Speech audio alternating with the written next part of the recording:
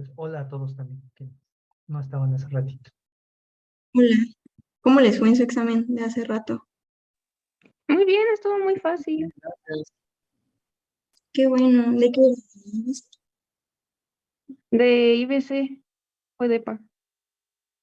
Mira, pues qué bueno que les fue bien, ya una materia menos, ya casi terminan, qué emoción.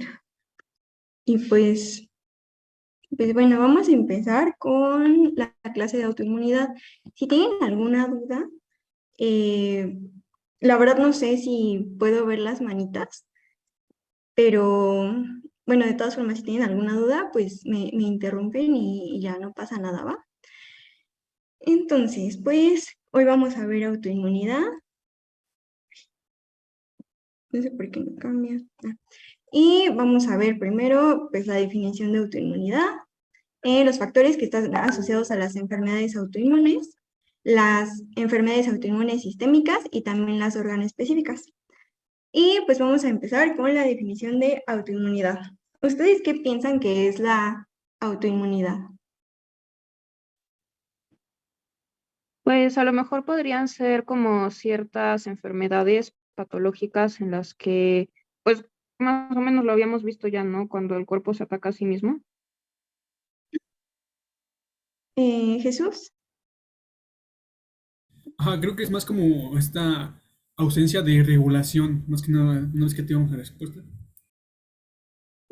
Esas dos ideas están bastante bien. Y pues básicamente la autoinmunidad van a ser reacciones inmunitarias contra antígenos propios. Y estas enfermedades autoinmunes van a tener tres características principales.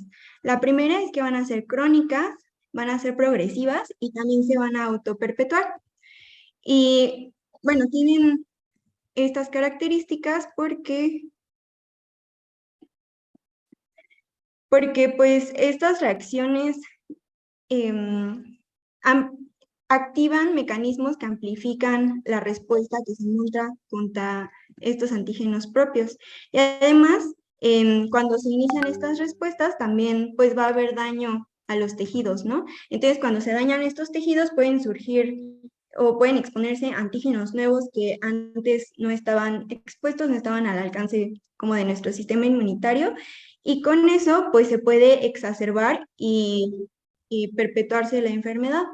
A esto que les digo que pues se atacan a los tejidos y que pues empiezan a liberarse antígenos nuevos, se conoce como propagación del epítopo y básicamente pues es eso, que la respuesta inmune se va propagando, la enfermedad se va haciendo más severa, va atacando o va activando más respuestas y pues por eso es como difícil controlarlas o por eso pues avanzan tan rápido, ¿no? Y pues vamos a pasar a los factores asociados a las enfermedades autoinmunes. Y pues estos van a ser tres. Primero vamos a tener la pérdida de la tolerancia, como lo mencionaron hace un momento, también la predisposición genética y los factores ambientales. Y pues es importante mencionar que estos tres factores deben estar presentes para que la enfermedad autoinmune se desarrolle, porque, o sea, alguien puede tener la predisposición genética, no sé, para padecer lupus, pero si no hay una pérdida de la tolerancia o factores ambientales que desencadenen esa respuesta inmune, pues la persona puede tener la predisposición genética, pero no se va a expresar la enfermedad. Entonces, siempre que hay una enfermedad autoinmune, van a estar estos tres factores presentes, ¿ok? Y vamos a detallar un poco más en qué consisten pues estos factores. Primero, vamos a empezar con los de pérdida de la tolerancia inmunológica. Y estos van a ser principalmente tres. Uno, que haya defectos en la selección negativa tanto en los linfocitos T como en los linfocitos B o en la edición del receptor en los linfocitos B. Otro va a ser la función inadecuada de receptores inhibidores, como pueden ser el PD1 y el CTLA4.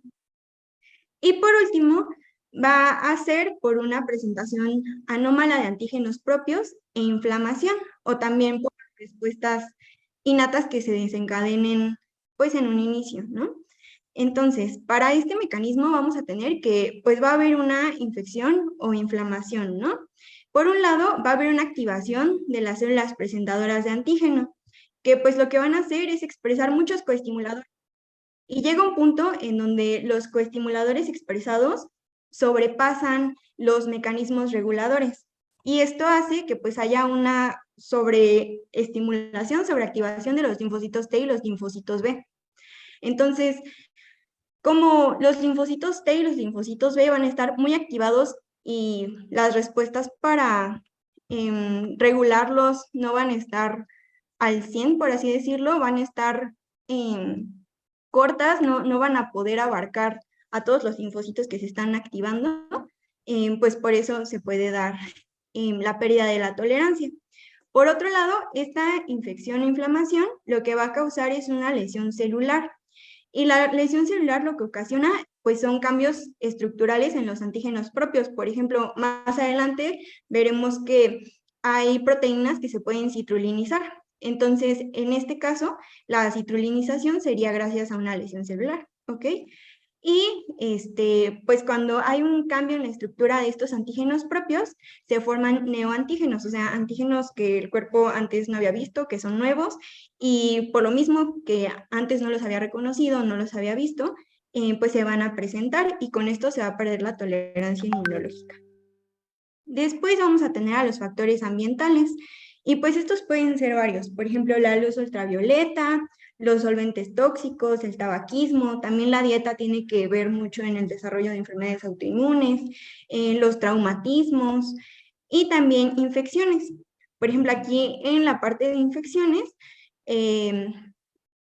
algo como muy representativo en los factores ambientales podría ser la reacción cruzada que se da en una infección por piógenes durante la fiebre reumática.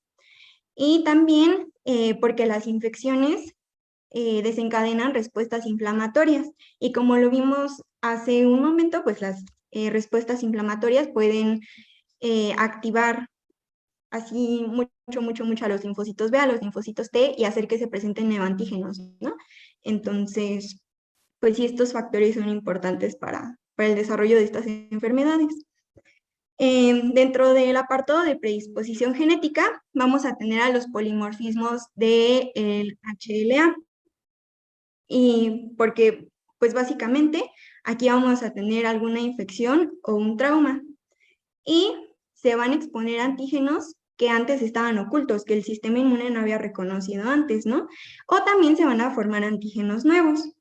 Esto lo que pues va a hacer es que la molécula de HLA, el MHC, va a presentar ese péptido y pues se va a activar una respuesta inmunológica. Esto, pues creo que casi no lo preguntan en el DEPA, o bueno, ya la verdad no me acuerdo si me preguntaron algún polimorfismo el año pasado, pero, por ejemplo, es importante saber que para lupus, el alelo de HLA que nos predispone a padecerlo es el DRB1 0301. Y pues sí, básicamente dependiendo de los polimorfismos que tenga el paciente de HLA, pues va a hacer si puede expresar la enfermedad o, bueno, desarrollar la enfermedad o no. Porque recordemos que pues cada molécula de MHC va a ser específica para ciertos antígenos, ¿no? ¿Cómo funciona entonces esta parte de el polimorfismo del HLA? O sea, ¿por qué tener ¿cómo se llaman? Un MHC diferente va a generarte autoinmunidad? No entendí bien eso. Porque, o sea, puede ser que sea más fácil con tu polimorfismo específico de HLA, puede ser más fácil que presentes antígenos propios, que un HLA diferente, por así decirlo, no debería presentar. Ok, vale. Sí, está claro. Sí, gracias. No, yo igual no entendí. O sea, es que me pongo a pensar y digo, si se supone que cada persona tiene un diferente MHC y si lo presentaría, o sea, no porque habría problema de presentar, o sea, tener un polimorfismo tú mismo si lo estás presentando desde que naciste. Supongo que tienes ese polimorfismo desde que naciste. Entonces, tu sistema inmune lo reconocería. Porque, bueno, aquí también es importante lo de los factores ambientales y también los factores, bueno, la pérdida de la tolerancia, porque, o sea, como bien dijiste, puedes tener tu polimorfismo y nunca presentar una enfermedad autoinmune, pero si alguna vez, no sé, hay algún defecto en la selección negativa o en la edición de receptor de tus linfocitos, puede ser que, aunque pues ya hayas presentado ese antígeno antes, como esos linfocitos no están bien, tu sistema inmune monte una respuesta en contra de ese antígeno, pero porque básicamente pues esos linfocitos estaban mal, ¿no?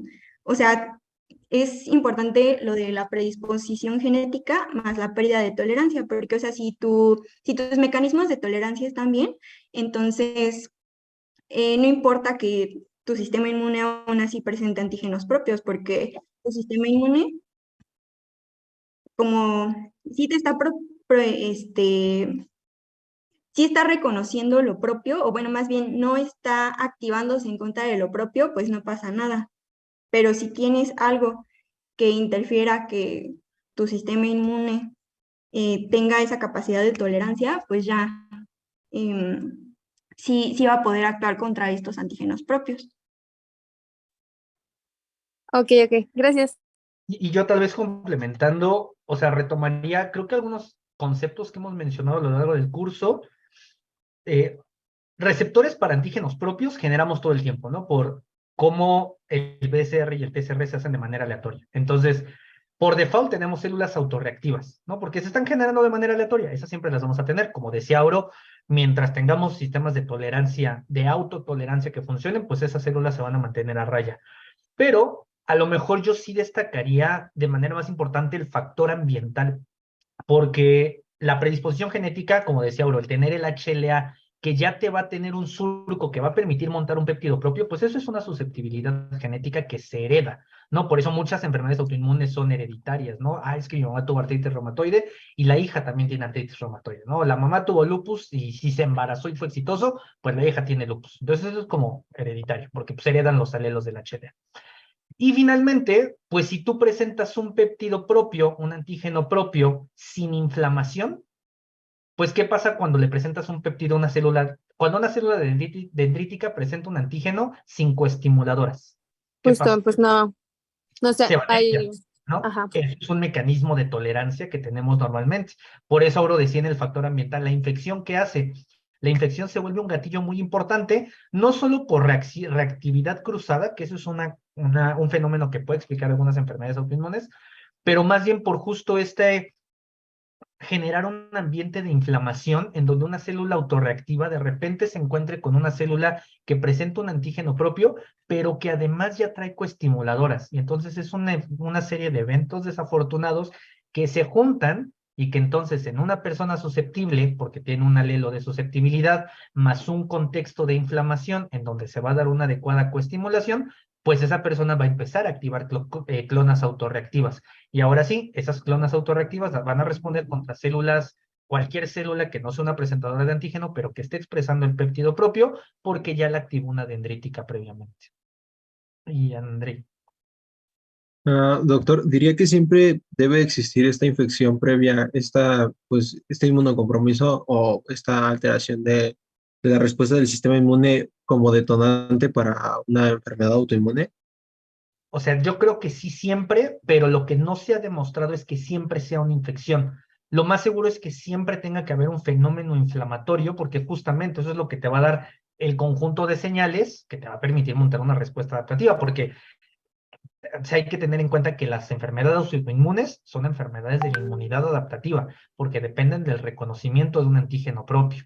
Que se combinen con todo lo innato más adelante, pues es diferente, pero en esencia son enfermedades de la inmunidad adaptativa. Entonces sí tiene que haber un fenómeno inflamatorio que permita que se active esa inmunidad adaptativa. No se ha demostrado que siempre sea una infección. se ha asociado muy fuertemente. Y hay enfermedades autoinmunes como diabetes mellitus, por ejemplo, o esclerosis múltiple, en donde el antecedente infeccioso es como muy claro, pero en muchas no. Entonces, afirmar que siempre se requiere la infección, pues sería muy aventurado, pero de que tiene que haber algo inflamatorio que coincida con un sujeto predispuesto genéticamente y con alguna alteración en la tolerancia, pues sí, tendrían que existir.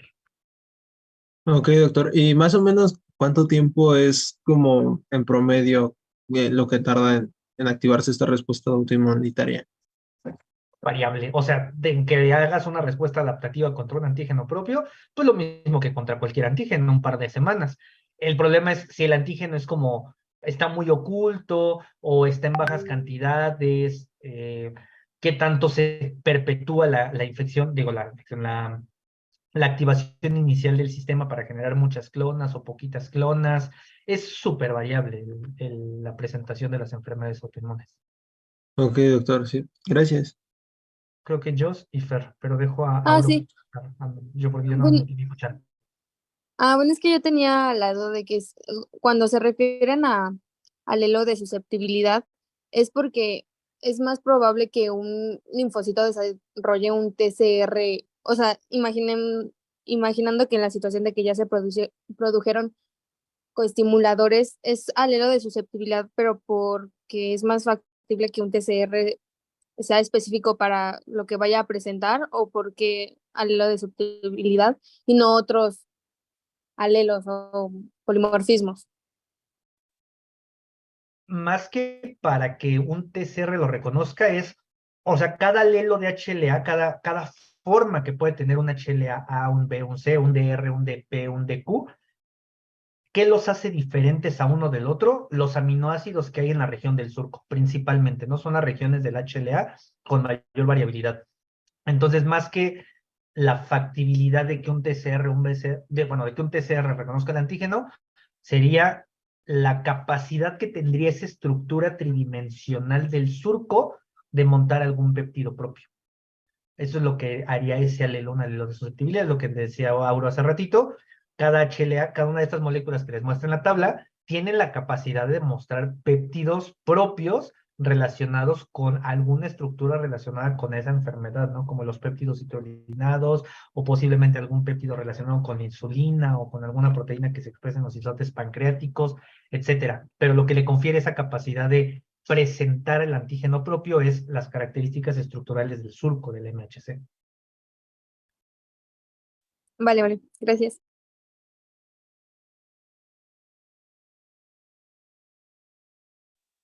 Hola Doc, perdón, es que mi compañera Natalia no puede entrar, que porque le está pidiendo código de acceso, entonces si sería tan amable de dárnoslo, por favor. No, pero no tiene código de acceso a la sesión, es libre a todo el público. Ok, Y gracias. con código de acceso, es un link normal. Está entrando otro, yo creo. Que ya pudo, gracias Doc.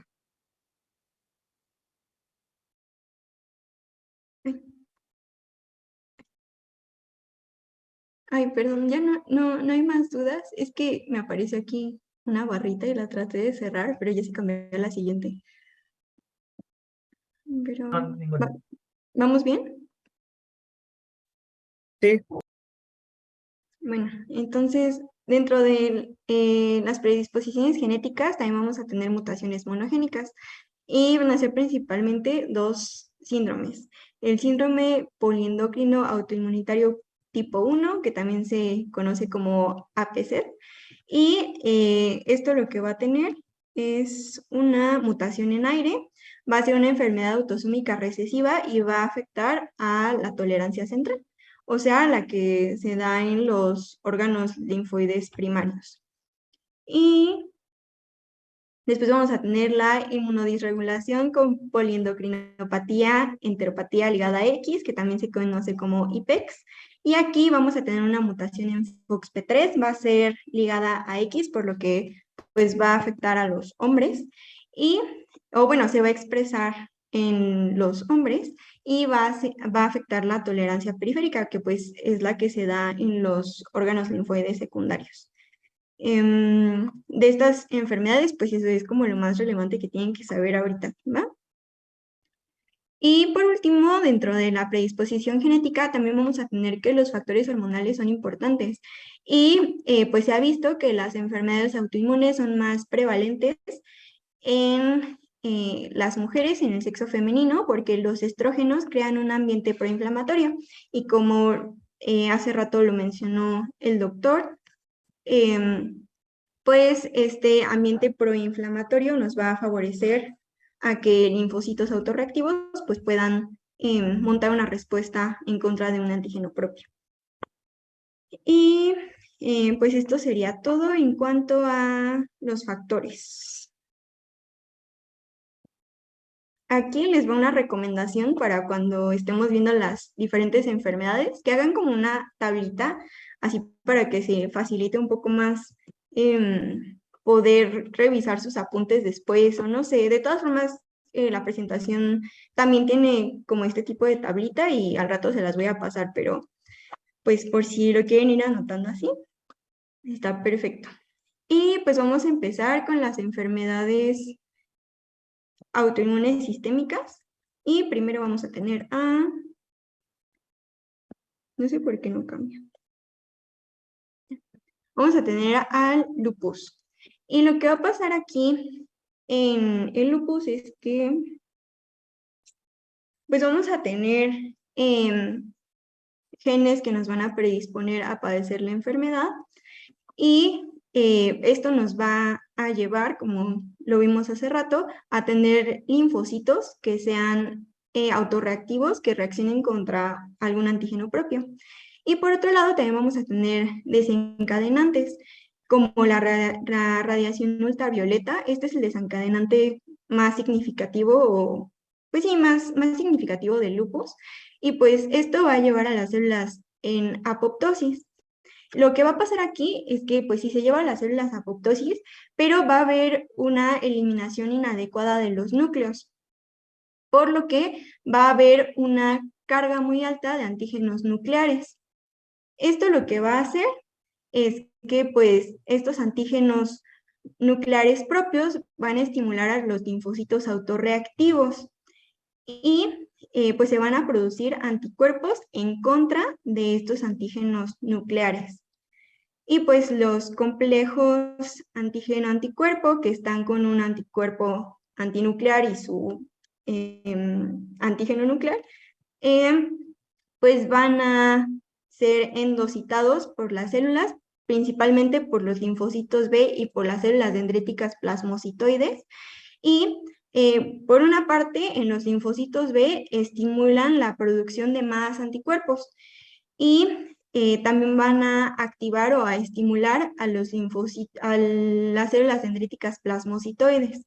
Estas células dendríticas plasmocitoides van a producir interferón alfa y con esto se va a aumentar pues la potencia de la reacción inmunitaria y va a promover que haya una mayor apoptosis. Entonces, pues se va a caer en un círculo vicioso en donde va a haber una gran cantidad de antígenos nucleares, linfocitos autorreactivos que los estén reconociendo, y pues linfocitos B, o bueno, más bien células plasmáticas que estén produciendo anticuerpos contra ellos. Y así es como la patogenia del lupus. ¿Todo claro en esta parte o hay alguna duda?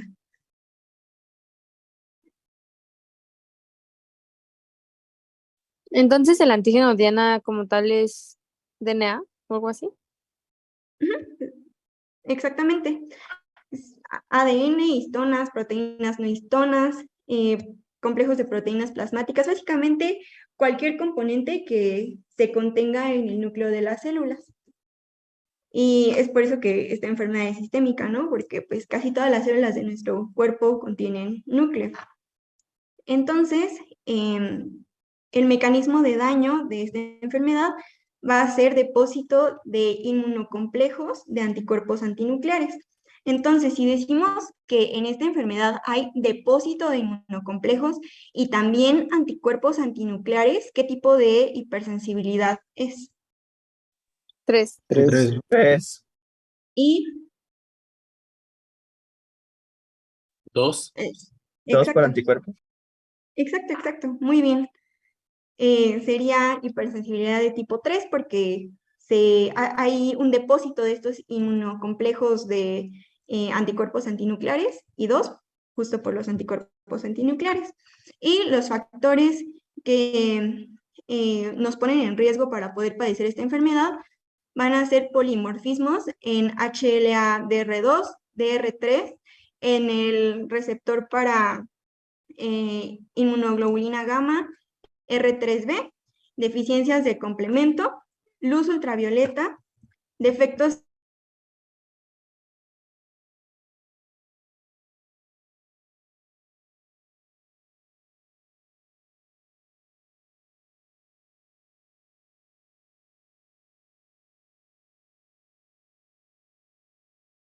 ¿Solo soy yo o a todos se trabó?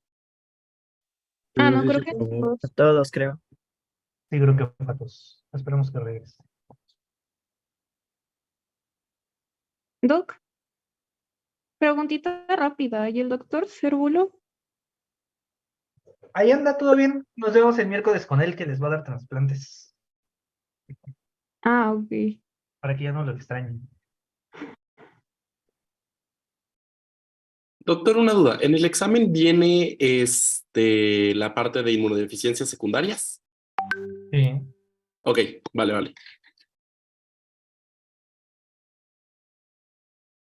Ahí si quieren el miércoles lo convencen y programamos otro Zoom. Ay, pues estaría súper bien. Pero el examen es este miércoles que viene. ¿O cuándo es? Sí, No, Nosotros sí. es porque ya es la última clase de inmuno. Jaja. O Exacto. Doctor, ¿y en el examen va a venir el tema del doctor Cervulo, el que no dio? No, para el de nosotros no, pero en el DEPA sí viene. Pues es que Sí. justo es inmunodeficiencias secundarias. Ok, vale. o sea, Gracias. no vienen inmunodeficiencias secundarias en el del miércoles. En el de este miércoles no, en el departamental sí. Ah, ok. Ah, ok. Eso era lo que yo le estaba preguntando, doctor. Ah, ok. Va, gracias.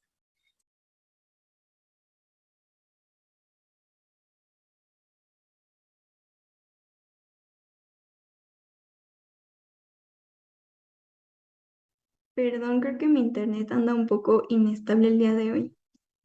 Y no te preocupes, aquí andamos. Voy a apagar la cámara. No me gusta porque siento que, pues no sé, como que se siente más humana la clase cuando uno tiene prendida la cámara, pero ay, sí se me está trabando un poco. Entonces, Sí, pues todos la pagamos mejor para no saturarla. Pero aquí estamos. gracias. Y pues bueno, les decía que hace unas semanas en la clase de patología vimos em, pues las enfermedades autoinmunes. Y para lupus nos dieron una mnemotecnia que se me hizo interesante. Y bueno, la mnemotecnia dice, es un safari.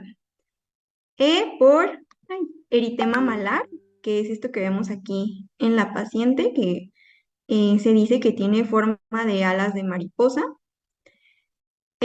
Por cerosis, porque pues estos complejos antígeno-anticuerpos se van a acumular en el espacio pericárdico y también en el espacio pleural. Bueno, en general es más fácil que estos complejos antígeno-anticuerpo en el lupus se acumulen en cavidades, por así decirlo, o bueno, más bien en zonas de drenaje. U por úlceras orales, como esta que podemos ver aquí en el paciente. N por neurológicos, puede haber convulsiones. S por sanguíneos, porque los pacientes van a presentar anemia hemolítica, trombocitopenia y leucopenia, porque pues se van a estar destruyendo las células em, las células y pues básicamente, em, perdón, es que me puse nerviosa porque se me fue el internet, pero bueno, ya. No te apures, todo muy bien, Aurora. Gracias. A por artritis, F por fotosensibilidad, los pacientes con lupus van a ser muy fotosensibles, no pueden exponerse tanto tiempo al sol. A por anticuerpos antinucleares, R por renales, porque van a cursar con nefritis lúpica, porque también pues estos inmunocomplejos se van a acumular en los glomérulos, e I por inmunológicos, por todos los anticuerpos que pueden generar. Y pues pueden generar anticuerpos anti-DNA, antihistonas, antinucleares, que estos van a ser los SNID y nucleoproteínas Rho, y antiproteínas unidas a RNA. Este cuadrito es importante porque pues luego se iban a preguntar qué tipo de anticuerpos se producen en el lupus. Entonces, pues para que lo tengan en cuenta. Perdón, Mauro, Em, Ana, ¿qué era? Anticuerpos antinucleares, Ah, ok, va. ¿va? ¿Alguna duda con lupus? No. Sí, yo tengo una pequeña, o sea, ¿nos van a preguntar algo como epidemiología en el DEPA? No, no, no. ¿Como por? No, pues no sé, o sea, prevalencia, qué tan incidente es, si no sé, es como la característica de todos estos. Bueno, pues lo más común en lupus, por ejemplo, es que, y en todas las enfermedades autoinmunes, es que se den en mujeres. De hecho, también cuando vimos esta clase allá en el hospital, la doctora nos comentó que, pues, en todo su tiempo de estar ahí en el hospital, creo que nada más había visto como 1 o 2 pacientes hombres con lupus. Entonces, pues sí es mucho más prevalente en mujeres, justo por la cuestión de los estrógenos. Ah, va, gracias, Auro. Bueno, vamos a pasar con nuestra otra enfermedad sistémica que va a ser artritis reumatoide. Y la patogenia de esta enfermedad básicamente va a consistir en que vamos a tener una predisposición genética y factores ambientales que nos desencadenen la enfermedad, ¿no? En la predisposición genética, pues esta nos va a llevar al fallo de la tolerancia, y en cuanto a los factores ambientales, pues nos van a llevar a la citrulinización de proteínas. Este fallo en la tolerancia inmunológica y la citrulinización de proteínas nos van a llevar a que linfocitos B y T autorreactivos respondan contra antígenos propios, o sea, contra estas proteínas citrulinadas. Después, em, estos linfocitos, anticuerpos y los inmunocomplejos que se forman se van a empezar a acumular o van a entrar a las articulaciones.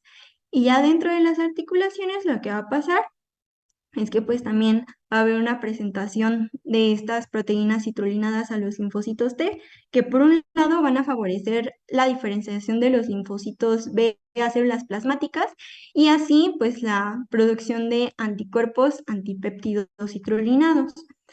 Por otro lado, pues el cuerpo va a reconocer que se están haciendo estos anticuerpos antipéptidos citrulinados y van a producir IgMs. Y estas IgMs se van a unir a los anticuerpos antipéptidos citrulinados, y pues esta unión de IgM más IgG, que está unida con los péptidos citrulinados, se va a llamar factor reumatoide, y pues es un elemento diagnóstico muy importante en esta enfermedad. Básicamente, pues con esto se confirma el diagnóstico de artritis reumatoide con la presencia de factor reumatoide. Por otro lado, los linfocitos T también van a activar a los macrófagos, y estos macrófagos a su vez van a activar a los osteoclastos. Y pues lo que va a pasar es que va a haber una destrucción del hueso. Por otro lado, también los macrófagos van a activar a los condrocitos y a los sinoviocitos. Y esto lo que va a provocar va a ser una degradación del cartílago. Entonces, pues en resumidas cuentas, en la artritis reumatoide vamos a tener destrucción de hueso, destrucción de cartílago y también formación de factor reumatoide, que va a ser una IgM que va a estar unida a pues los anticuerpos antipéptidos citrulinados. Y sí es muy importante que recuerden que estos anticuerpos antipéptidos citrulinados van a ser IgG, ¿ok? ¿Aquí hay alguna duda? Yo sí, Aurora. ¿Por qué se forma esta IgM ante IgG? O sea, ¿también se citrulina la FC de la IgG o o por qué la I, o sea, a lo que me refiero es, usualmente no generamos anticuerpos contra las cadenas, o bueno, contra la parte FC de un anticuerpo, que yo sepa, ¿no? O sea, chance sí, pero pues como que esos querría decir que vamos a generar IgMs contra cualquier anticuerpo, ¿no? O sea, porque es específicamente contra este anticuerpo. Porque es específico contra... El anticuerpo antipéptido citrulinado. Ajá. Ah, pues... porque, bueno, también estos complejos antígeno-anticuerpo de IgG con los péptidos citrulinados se van a empezar a acumular aquí en todo esto, que está como en blanco, es la membrana sinovial, ¿no? Entonces se van a empezar a acumular aquí. Y obviamente va a haber una inflamación y pues no es normal que esos complejos estén aquí en el espacio sinovial, ¿no? Entonces, por así decirlo, el sistema inmune detecta eso y dice, ¿sabes qué? Vamos a producir IgMs que ataquen a eso que nos está causando esta inflamación en la membrana sinovial y por eso se crean esos anticuerpos. Vale, vale, gracias. ¿Alguna otra duda? Pero también para complementar, el factor reumatoide, si bien es como muy característico de artritis reumatoide, la verdad es que es algo como muy poco sensible. Es decir, podemos encontrar factor reumatoide en muchas enfermedades inmunológicas, inclusive en enfermedades infecciosas, porque como creo que bien hipotetizaba Alexis, pues este fenómeno de generar anticuerpos contra otros anticuerpos puede ser relativamente común. Hay un modelo de regulación que me parece que Arturo habló de él en alguna clase, que es la formación de la red idiotipo-antidiotipo, y cómo cuando tú haces una serie de anticuerpos contra algo, de repente generas anticuerpos contra el idiotipo de esos anticuerpos como para evitar que actúen en exceso. Pero bueno, es una forma de regulación de hacer anticuerpos contra anticuerpos, y en este caso, tanto los fenómenos de citrulinización como los fenómenos de oxidación, por ejemplo, y todo lo que está ocurriendo en el contexto de un sitio de inflamación, genera cambios en las proteínas, ¿no? Y entonces, principalmente en un anticuerpo, como que la región FC es la región más expuesta. Entonces, pensemos que en una situación de inflamación o de autoinmunidad, otros tipos de autoinmunidad no artritis reumatoide, estos cambios que pueden ocurrir en las regiones FC de los anticuerpos pueden ser el blanco de otros anticuerpos. Entonces, encontrar factor reumatoide en una paciente con alguna enfermedad inflamatoria relativamente es algo esperado. No se puede hacer el diagnóstico de artritis reumatoide por la presencia de factor reumatoide. Prácticamente es un marcador como un poco inespecífico de inflamación, porque en muchos fenómenos inflamatorios hay generación de factor reumatoide. ¿Qué es el factor reumatoide? Como lo decía Auro, una inmunoglobulina G que reconoce, digo una inmunoglobulina M principalmente, que reconoce principalmente una inmunoglobulina G, pero podría haber incluso factores reumatoides de otros isotipos contra otros isotipos. Pero el factor reumatoide característico es una IgM contra una IgG. Y no solo se da en artritis reumatoide. Obviamente, si tienes anticuerpos antipéptidos citrulinados y factor reumatoide, pues entonces, como si esta paciente tiene una disregulación inmunológica, seguramente artritis reumatoide. Y Fer,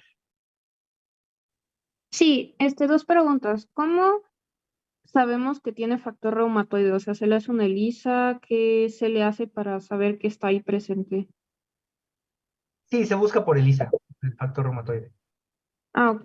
¿Y los sinoviocitos son importantes? Porque no escuché que Auro los mencionara. Sí, los mencionó. Ah, perdóname, entonces la vida, Auro. Sí, Gracias. los mencionó con los condrocitos. Sí, gracias a ellos también va a haber degradación de cartílago. Va, gracias, Auro. Sí, sí. Ok, bueno, Yo tengo pues... una duda. Los sinoviocitos, justamente, no sé si forman el panus, que le llaman, que es una membrana, ¿no? Que igual es tejido como conjuntivo, pero igual en esta vía, si se supone que también están degradando los condrocitos, digo, los osteoclastos, o sea, ¿por qué hay información por una parte y por qué destrucción por otra parte? O sea, no sé si se sabe eso. No, me parece que, bueno, solo hay destrucción de hueso, porque pues se va a activar a rank, bueno, los macrófagos van a secretar el ligando de rank y pues eso va a activar los osteoclastos y con eso va a haber una destrucción de hueso. Y por otro lado, em, pues los condrocitos van a degradar el cartílago y los sinoviocitos pues también bueno, básicamente van a ser em, los responsables de limpiar todo, por así decirlo, ¿no? Y el panus se da, bueno, es un tejido de granulación que se da porque pues va a haber una respuesta inflamatoria importante y porque va a haber todo este infiltrado inflamatorio es que se forma este panus. Y también el panus por sí, bueno, de por sí va a dañar al cartílago, pero no hay formación de hueso o de cartílago, sino hay formación de tejido de granulación y destrucción de hueso y de cartílago. Ok, ok, sí, gracias. Sí, Pi. ¿Alguna otra duda?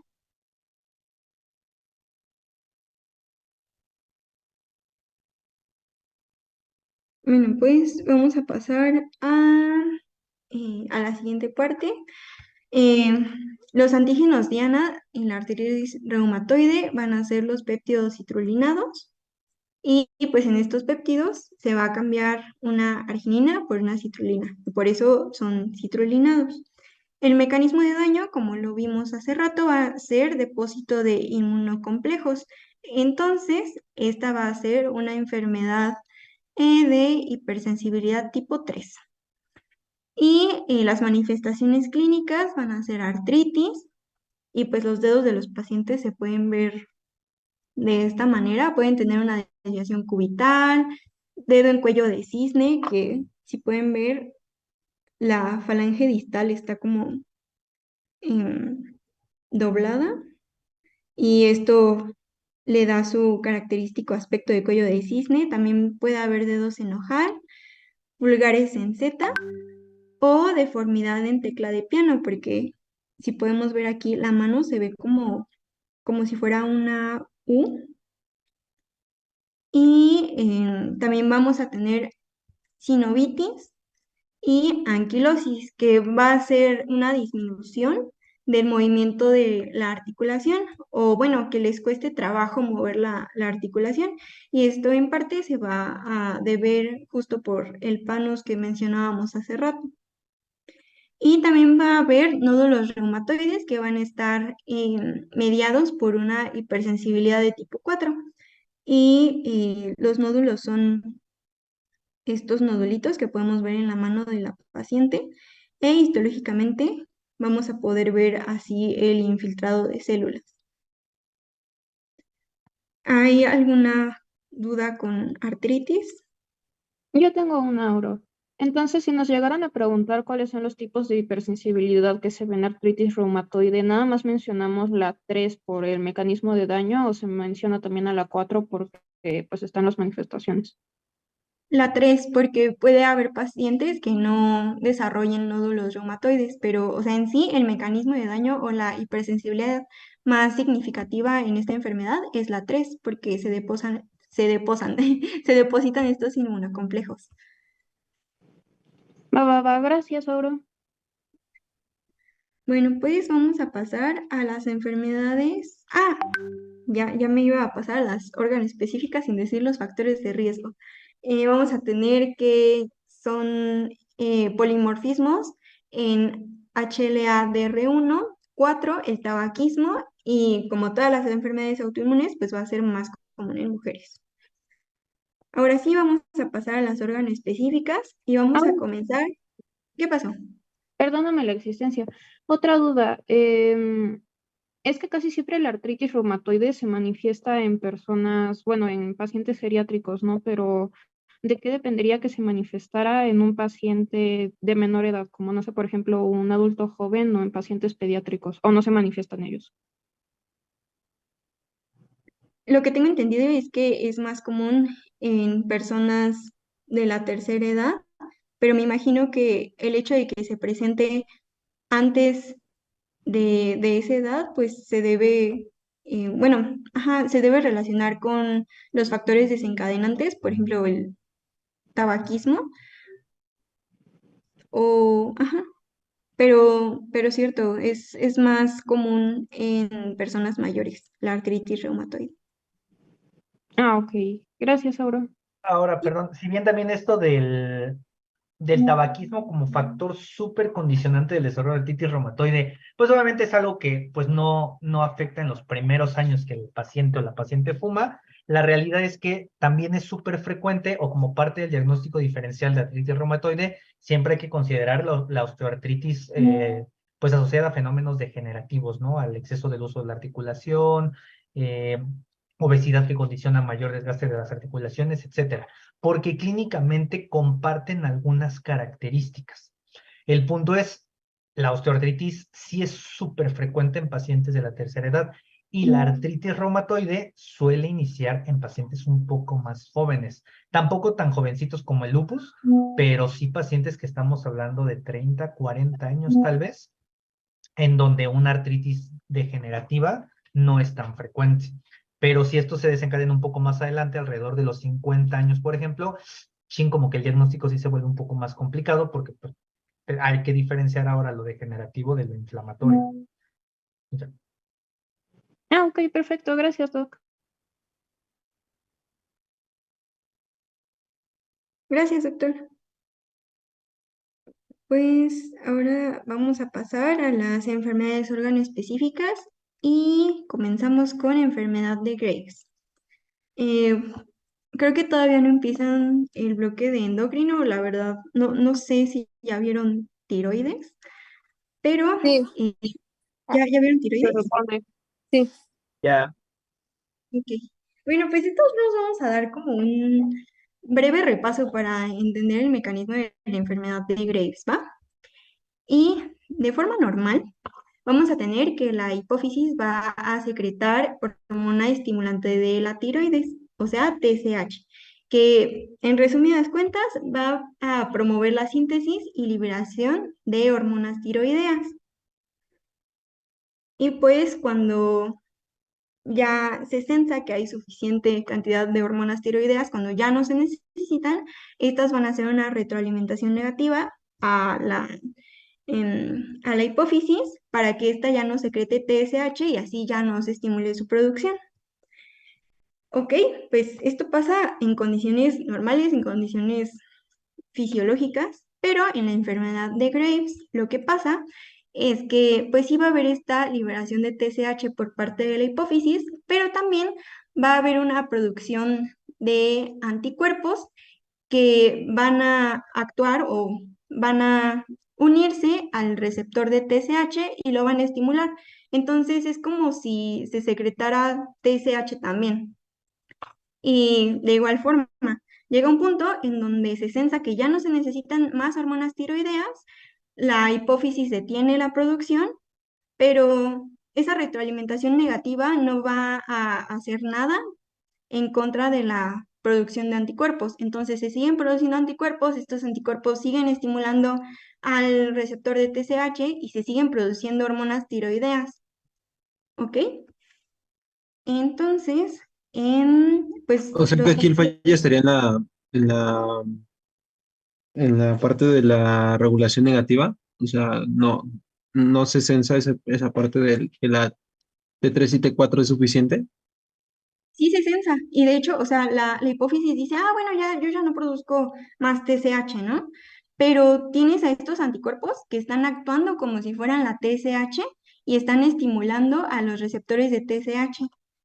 Y como el mecanismo de regulación negativa solo actúa en la hipófisis, pero no actúa en los linfocitos B o bueno, en las células plasmáticas para que dejen de sintetizar estos anticuerpos, pues las células plasmáticas van a seguir secretando estos anticuerpos que van a actuar como si fueran la TSH.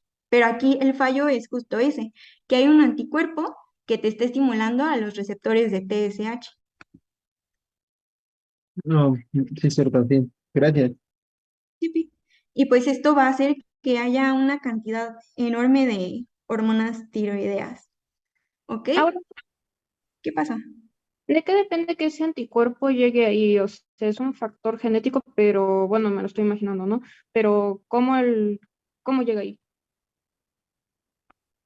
Pues son anticuerpos que están diseñados específicamente para hacer, bueno, para ser como tipo análogos de la TSH. Entonces,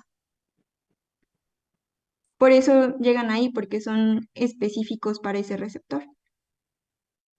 Pero, o sea, aquí el anticuerpo lo que te causa no es algún daño estructural, por así decirlo, como otros anticuerpos que llegan y te marcan algo, sino este lo que va a tener es una función activadora, por así decirlo. ¿Y los tenemos todos? Mm, mm. No, porque justo pues tiene que ver los Ah, factores ok. de riesgo. Sí, sí, sí, es que justamente eso es como lo que estaba preguntando, como de qué dependía de que se hiciera, ¿no? De que, ajá. Pues tiene que ver más que nada justo con los factores de riesgo, tener em, polimorfismos, estos polimorfismos de HLA te van a predisponer para que se puedan crear anticuerpos contra estos receptores. También si consumes mucho yodo, o se ha visto que también pues las mujeres después de parto, del parto, pueden formar estos anticuerpos. Ok, gracias, Aura. Sí. Y pues bueno, entonces el antígeno Diana va a ser el receptor de TSH. El mecanismo de daño, como lo vimos hace un momento, va a ser una estimulación de estos receptores de TSH por anticuerpos IgG. Y pues se dice que esta es una hipersensibilidad de tipo 2 porque va a estar mediada por anticuerpos, que como también lo mencioné hace rato, no es tanto que los anticuerpos estén condicionando a un daño, por así decirlo, sino que pues están activando al receptor. Y como va a haber un exceso de hormonas tiroideas, nos va a condicionar a un estado hipertiroideo, con aumento de la T3 y la T4 y también pues con disminución de la TSH. Y como va a haber un estado hipertiroideo, pues van a ser las mismas manifestaciones clínicas que el hipertiroidismo: sudoración, taquicardia, piel caliente y húmeda. También va a haber exoftalmos porque va a haber un exceso de grasa periorbitaria. Va a haber bocio difuso y este bocio va a estar duro. Esto es importante porque hay otra enfermedad que se llama tiroiditis de Hashimoto, en donde el bocio suele ser blando. ¿Ok? Entonces, en enfermedad de Graves, el bocio es difuso. También, pues va a haber mixedema pretibial, que es esto que podemos ver aquí en la pierna de la paciente. Y pues, siguiendo con tiroides, vamos a pasar a la enfermedad. ¿Qué pasa? Yo tenía, Este, ¿Cómo se realiza el diagnóstico diferencial con hipertiroidismo? Bueno, se tiene que hacer detección de anticuerpos anticuerpos anti-TSH. Entonces, en todo paciente que nos llegue con sospecha de hipertiroidismo, nosotros tenemos que realizarlo de manera pues, profiláctica. Pues sería bueno, en un mundo ideal en donde se tuvieran todos los recursos, la verdad sí sería importante, pero no creo que en los hospitales hagan eso, bueno, a menos que la sospecha diagnóstica sea como muy fuerte o si hay fracaso en el tratamiento con los fármacos para el hipertiroidismo. Y bueno, tal vez yo sí complementaría con la clínica, uno te dice muchas cosas, ¿no? O sea, si es una mujer, digo, si es un hombre de 65 años que de repente tiene manifestaciones de hipertiroidismo, sí, pues seguramente te vas por algo más neoplásico, ¿no? Esto es como súper común en mujeres alrededor de los 40 años, posiblemente, empezar con manifestaciones o con enfermedad de Graves. Y entonces aquí los estudios de la función tiroidea te dicen un buen, porque como comentaban hace ratito, ¿no? Las hormonas elevadas por el anticuerpo van a apagar el sistema de hipotálamo hipófisis, ¿no? Entonces la TSH va a estar bajísima, o sea, no va a haber TSH porque el sistema funciona bien, no el sistema hormonal funciona bien. ¿Por qué está aumentando la producción de hormona tiroidea? Por el anticuerpo, el autoanticuerpo.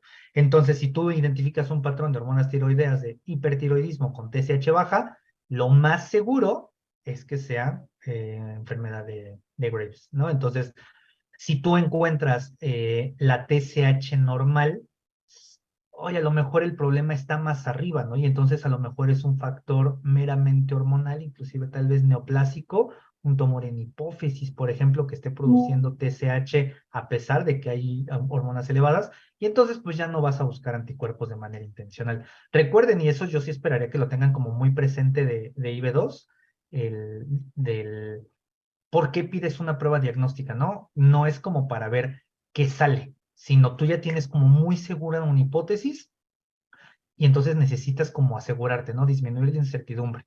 Entonces, a lo mejor, ¿a quién le pides anticuerpos anti-TSH? Pues a los que tienen alta sospecha de ser un hipotiroidismo autoinmune. Ah, ok, ok. Y ya última pregunta.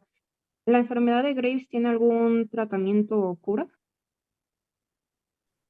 Cura, más o menos, en general estas pacientes les radian la tiroides, porque pues al final su gran problema es que su tiroides está hiperfuncional. Entonces, usualmente para este caso, lo más frecuente es radiar a la paciente, eh, deja de funcionar su tiroides y le sustituyes tratamiento hormonal con levotiroxina de por vida. Pero pues de ahí ya tienes como la dosis controlada, es una tabletita como muy chiquita todas las mañanas, pero pues te libras como de los problemas. Y no sería mejor removerles la tiroides de manera quirúrgica porque se puede hacer, ¿no? Sí se puede hacer, el problema es que quirúrgicamente quitar tiroides sin llevarte paratiroides es muy riesgoso y meterte con las paratiroides es meterte con calcio y un buen de otros componentes de regulación que es más arriesgado. Aparte le puedes pegar al laringio y hay como un buen de complicaciones que tiene una cirugía que no tiene la radiación. Ah, ok, ok. Gracias, doctor, y gracias, Auro. Yo tengo una pregunta, pero es un poco más elemental sobre el funcionamiento de bueno, por ejemplo, de este tipo de enfermedades donde no hay como tal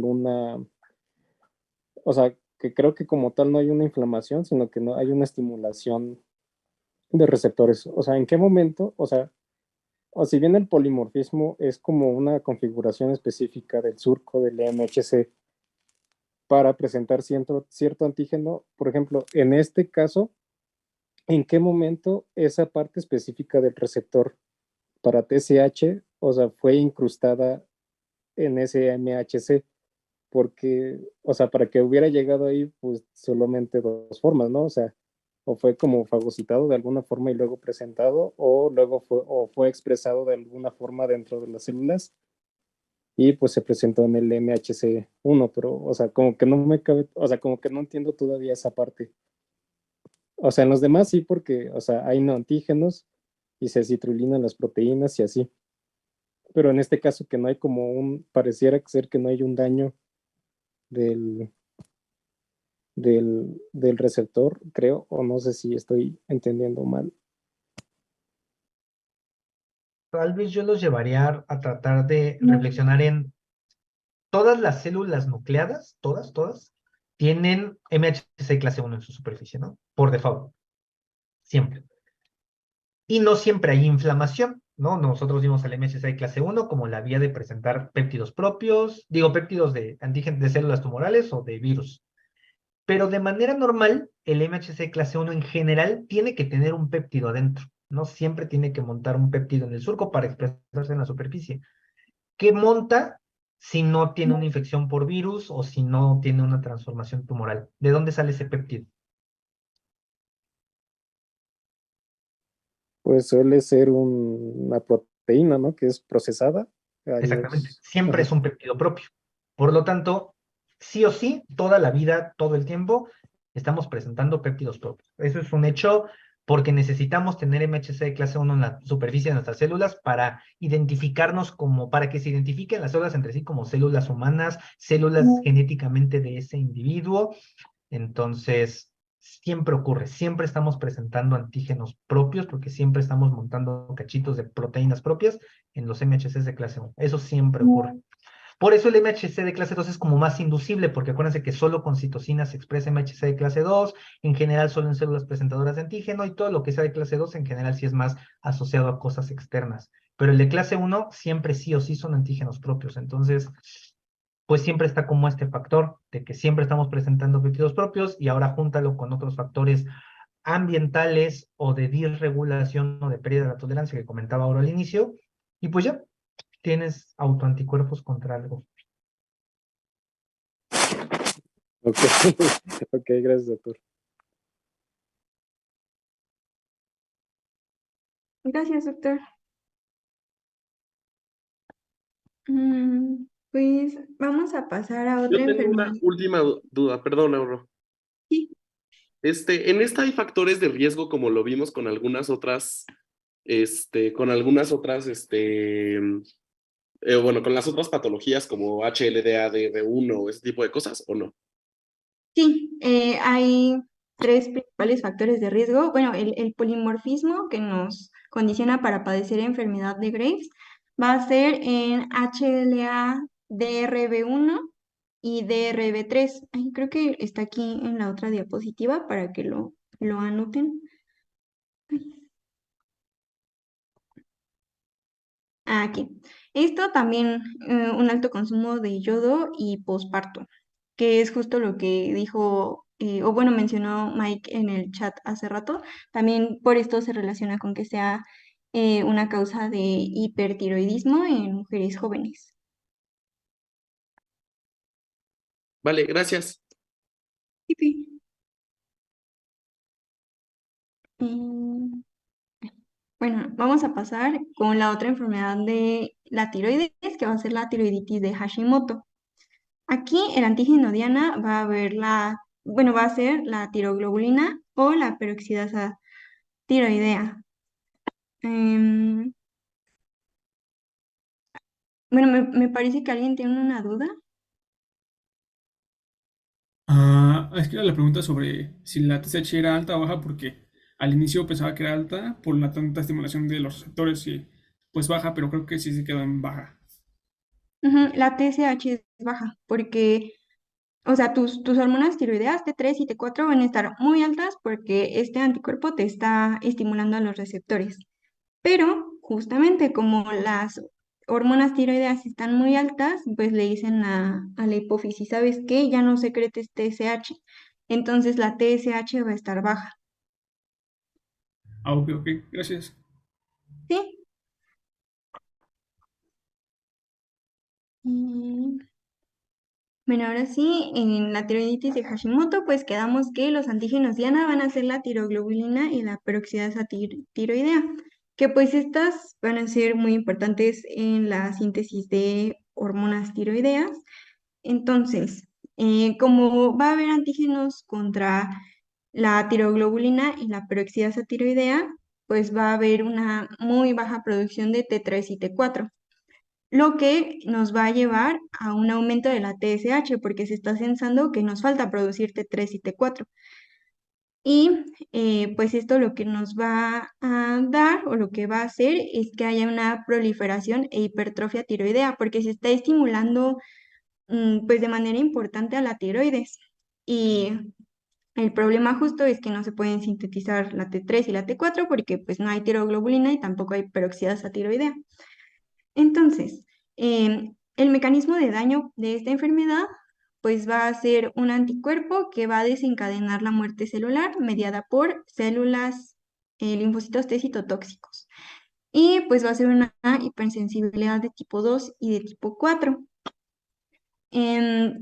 Como va a haber una producción muy baja de hormonas tiroideas, nos va a condicionar a un estado hipotiroideo, en donde va a haber una baja concentración de T3, de T4 y una alta concentración de TSH, porque como lo acabamos de ver, se sensa que hacen falta pues estas hormonas tiroideas, entonces se produce mucha TSH para tratar de estimular a la tiroides. Y pues van a ser los síntomas clásicos del hipotiroidismo, em, como estreñimiento, bocio blando, que se va a deber justamente a la proliferación e hipertrofia de la tiroides. También va a haber aumento de peso, intolerancia al frío, hiporreflexia y piel seca. Y pues los factores de riesgo que nos van a condicionar para padecer tiroiditis de Hashimoto van a ser polimorfismos en HLA-D3, DR4 y D5 y también en CTLA4. ¿Alguien se acuerda qué es CTLA4? Es la Un molécula que inhibidor. inhibe a Buena B27, molécula. ¿no? Digo, Sí, justo. no sé. Sí, perdón. Sí, justo. Y, o sea, por ejemplo, aquí podríamos relacionar justo lo de la pérdida de tolerancia, ¿no? Porque em, pues vamos a tener aquí el factor ambiental, que son estos polimorfismos, y la pérdida de tolerancia, porque pues no vamos a tener bien a nuestro receptor inhibidor. Y pues, hay, bueno, ¿hay alguna otra duda?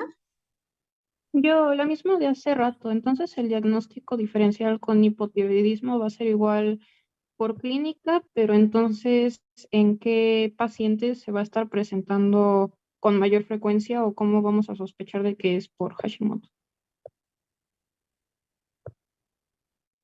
Mm,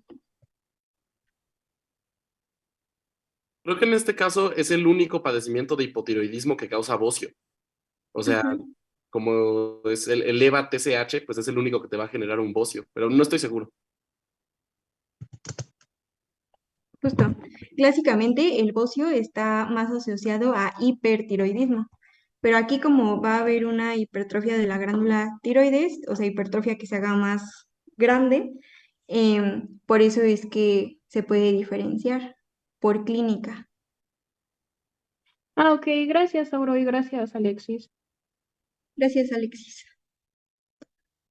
Eh, bueno, pues vamos a pasar a diabetes mellitus tipo 1. Aquí el antígeno diana va a ser la insulina y también el ácido glutámico descarboxilasa. Aquí lo que va a pasar es que el páncreas no puede producir insulina porque pues se están atacando a las células beta. Y este ataque o esta destrucción de células betas va a ser mediada por linfocitos TH1 y también linfocitos T citotóxicos. Y como va a ser una enfermedad mediada por linfocitos, pues va a ser una hipersensibilidad de tipo 4. Y aquí las manifestaciones clínicas van a ser hipoinsulinemia porque pues eh, no vamos a poder secretar insulina y por lo tanto va a haber hiperglicemia. Y van a aparecer también las 3 P's características de diabetes, que son polidipsia, poliuria y polifagia, o sea que tiene mucha sed, que va mucho al baño y que tiene mucha hambre. También estos pacientes van a tener cetoacidosis diabética y el característico aliento de manzana, y también va a haber una pérdida de peso. Esta enfermedad se suele dar en pacientes jóvenes, o sea, en niños o en adultos muy jóvenes, y suele ser antecedida por una infección. Por ejemplo, el semestre pasado, cuando estaba en medicina interna, me tocó ver a un paciente al que justo apenas le estaban haciendo su diagnóstico de diabetes mellitus.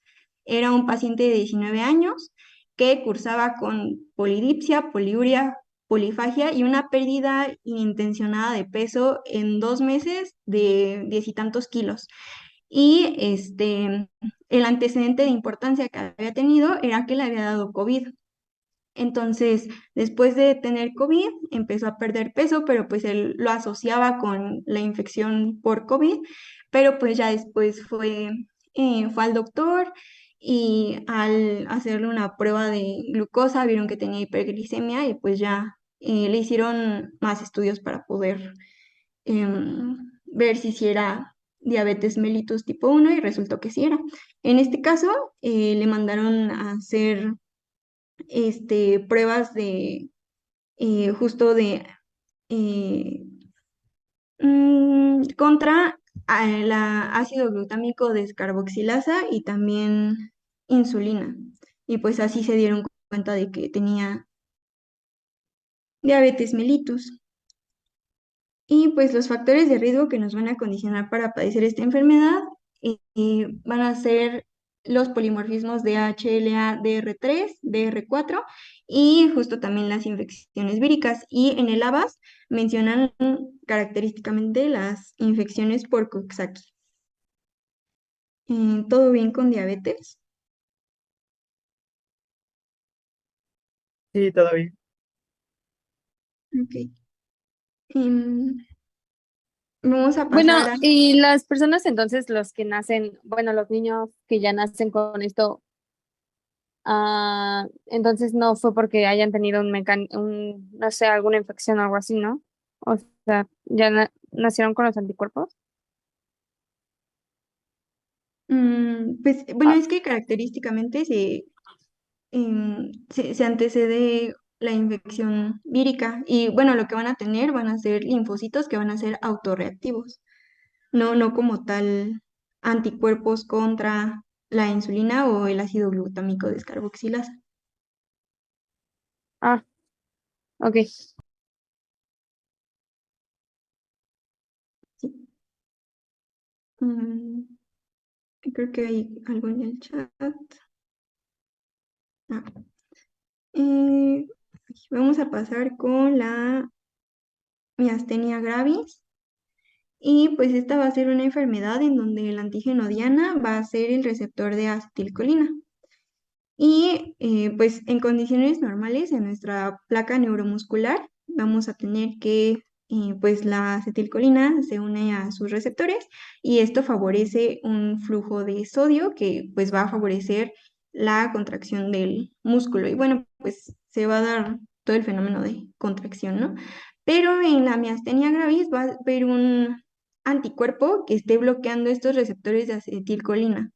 En algún punto estos receptores se van a internalizar, se van a endocitar y se van a degradar en vesículas. Y pues cuando se secrete la acetilcolina en la placa neuromuscular, como va a haber unos receptores, unos anticuerpos ocupando sus lugares en los receptores, pues no se va a poder activar esta respuesta de contracción muscular.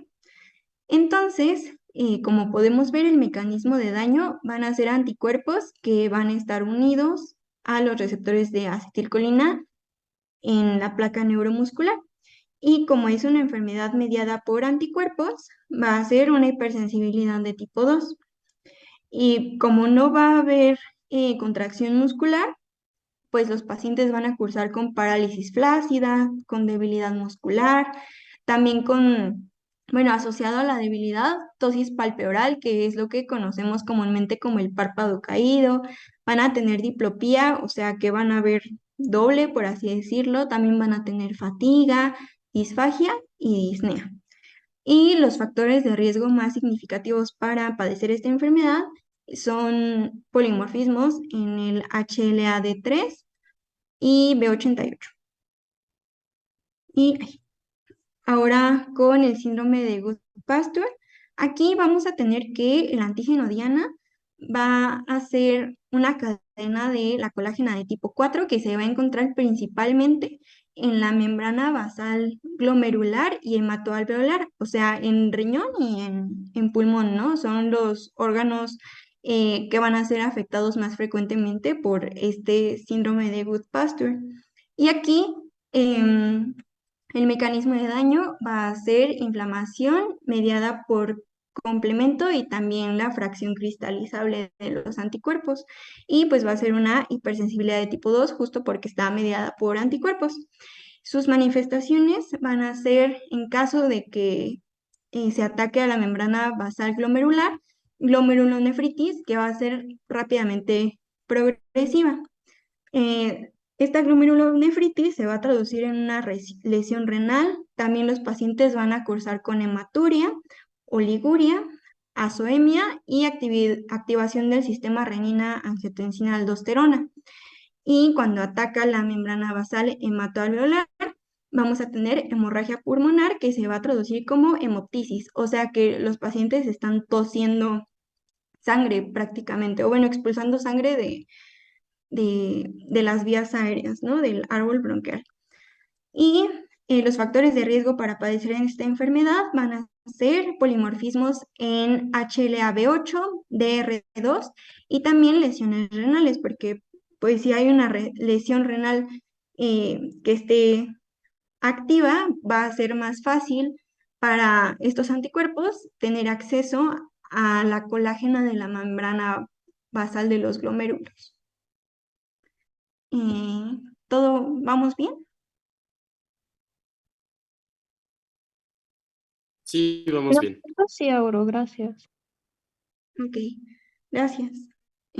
Ahora vamos a pasar al pénfigo vulgar. Aquí nuestro antígeno diana va a ser la desmogleína de tipo 1 y 3. La desmogleína se va a encontrar en los desmosomas, es esta molécula que vemos aquí. Entonces, aquí lo que va a pasar es que va a haber anticuerpos de tipo IgG4 que van a degradar o bueno, van a actuar contra esta desmogleína y por lo tanto los desmosomas se van a degradar y ya no va a haber esta unión de las células, ¿no? La arquitectura celular se va a empezar a perder o bueno, más bien la unión celular se va a empezar a perder, va a estar alterada y por lo tanto va a haber separación de las células epiteliales. Y como es una enfermedad mediada por anticuerpos, vamos a ver que es una hipersensibilidad de tipo 2. Los pacientes van a tener más que nada de, manifestaciones dermatológicas. Van a tener ampollas en piel y mucosas, acantólisis, que va a ser la separación de las células del estrato espinoso de la epidermis, y pues la separación de estas células lo que va a provocar en la epidermis es una atrofia. Y también vamos a tener el signo de Nikolsky positivo, que de hecho les tengo un video del Nikolsky positivo porque la verdad en la imagen que les puse ahí como que siento que no se entendía muy bien, pero básicamente va a ser la separación de la piel. Cuando pasamos el dedo por la piel del paciente, miren cómo se separa, justo porque pues se pierde esta arquitectura de los desmosomas. Y pues, pues bueno, eso es el Nikolsky positivo. Y los factores de riesgo para esta enfermedad van a ser polimorfismos en HLA-DR4, DR14 y también exposición a la luz ultravioleta. Y pues pasamos a la esclerosis múltiple, en donde el antígeno...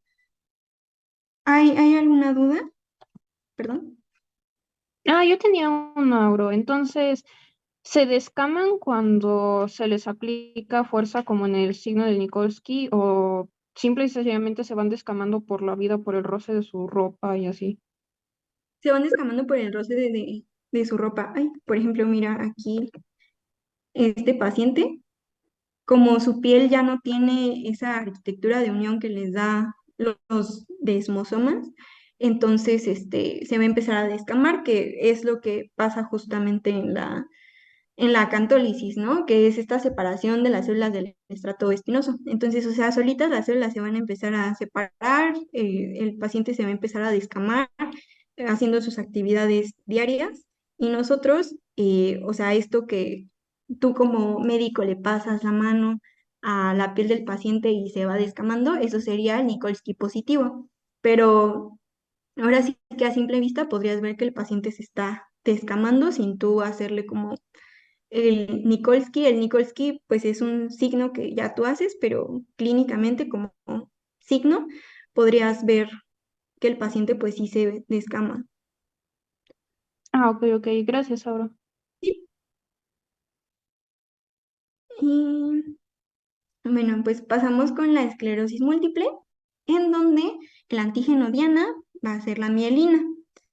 Aquí lo que pasa es que va a haber linfocitos T activados que van a entrar al sistema nervioso central. ¿Ok? Y una vez que estas células T se reactivan dentro del sistema nervioso central, van a alterar la barrera hematoencefálica, para que así le sea más fácil a otras células y a otras moléculas entrar adentro, bueno, entrar adentro. Ay, no, o sea, entrar al sistema nervioso central, ¿ok? Después, este, dentro de estas células, ¿qué pasa? Va a haber linfocitos B que van a secretar anticuerpos que se van a unir a la mielina y van a causar desmielinización. Por otro lado, también va a haber pues estos linfocitos T que van a activar a astrocitos, a la microglia y a macrófagos, que justo también van a hacer este daño sobre la mielina. Y estos astrocitos, la microglia y los macrófagos, pues justo, junto con las células B, van a propiciar una desmielinización. Entonces, como podemos recordar, pues la mielina nos ayuda para transmitir el impulso nervioso. Entonces, si hay células que están atacando a la mielina, pues se va a dificultar esta capacidad de transmisión nerviosa. Y lo que las células que vienen más especificadas en el ABAS son los linfocitos TH1 y TH17, pero pues podemos ver que también participan linfocitos B, células plasmáticas, macrófagos, microglia y astrocitos. Entonces, como es una enfermedad en donde el daño está mediado por las células, va a ser una hipersensibilidad de tipo 4. Y las manifestaciones clínicas que vamos a tener va a ser debilidad muscular, parestesias y parálisis, que las parestesias van a ser sensaciones como de hormigueo o adormecimiento de las extremidades y la parálisis va a ser la pérdida de la capacidad de movimiento y esta puede ser total o parcial. Y pues esto va a ser justo porque no hay una apropiada transmisión del impulso nervioso. También va a haber neuritis óptica y ataxia. Y pues los factores de riesgo que tenemos para esta enfermedad son polimorfismos en HLA-DRB1, en el receptor de la interleucina 2, también infecciones por virus de Epstein-Barr y deficiencia de vitamina D. Porque recordemos que la vitamina D pues, nos ayuda a este proceso de mielinización también. ¿Y todo bien con esclerosis?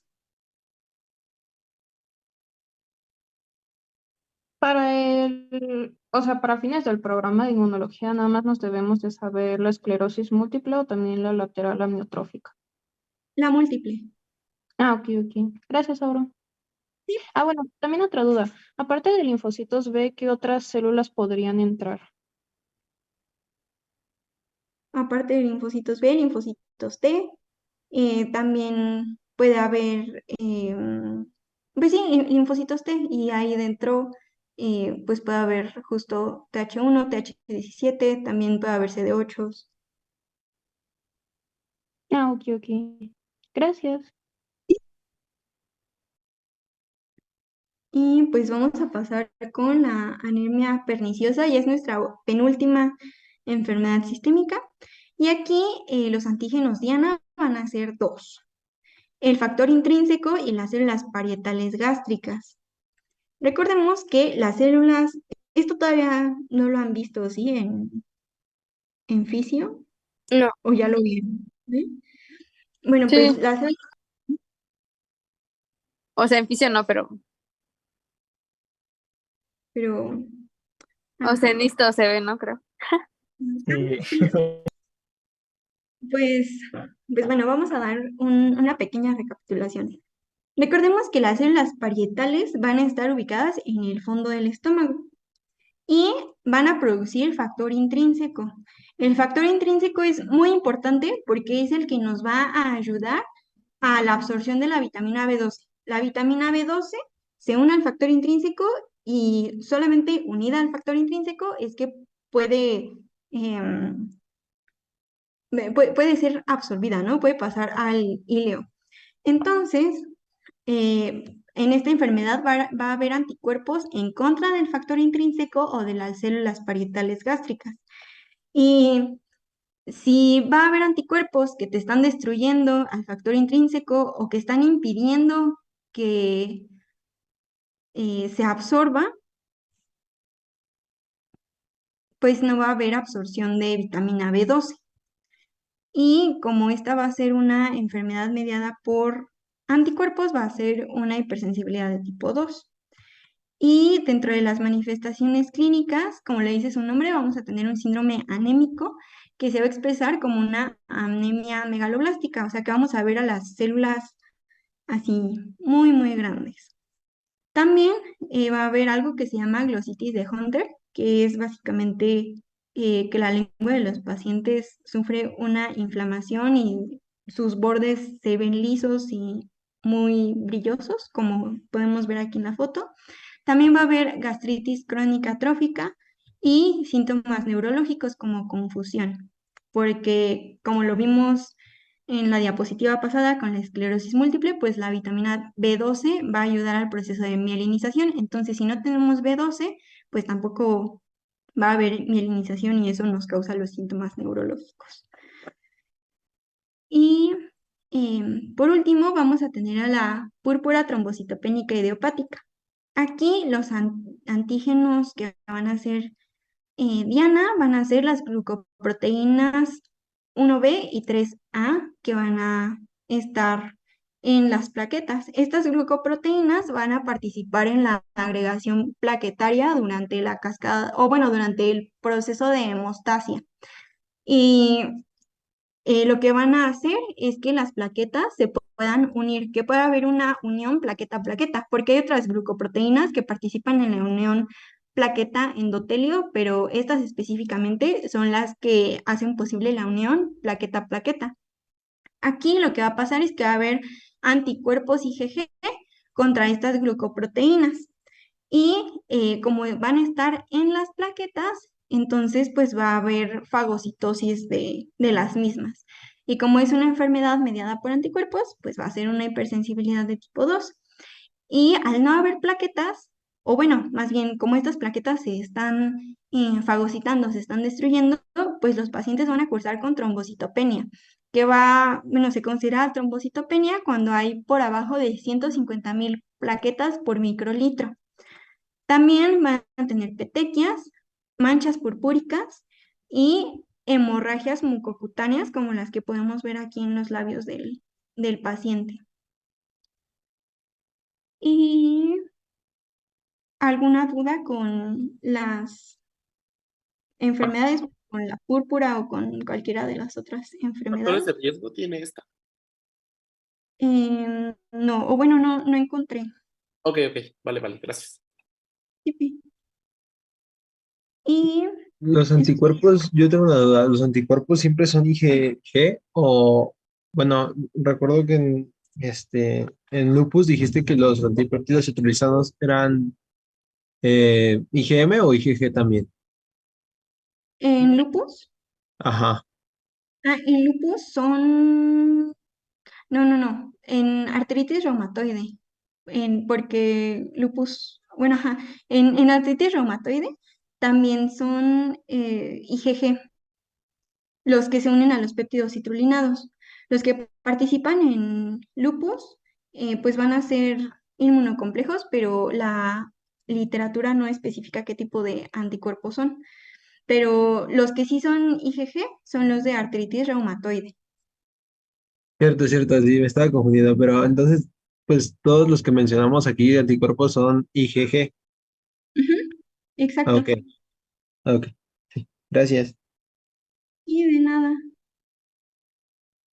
¿Alguna otra duda? Está bien, Auro. Bueno, pues eso sería todo. Gracias por su atención. Y, y pues sí, con esto terminaríamos. Gracias, Auro. Muchísimas gracias. Gracias. Gracias, Auro, estuvo padrísimo. Gracias.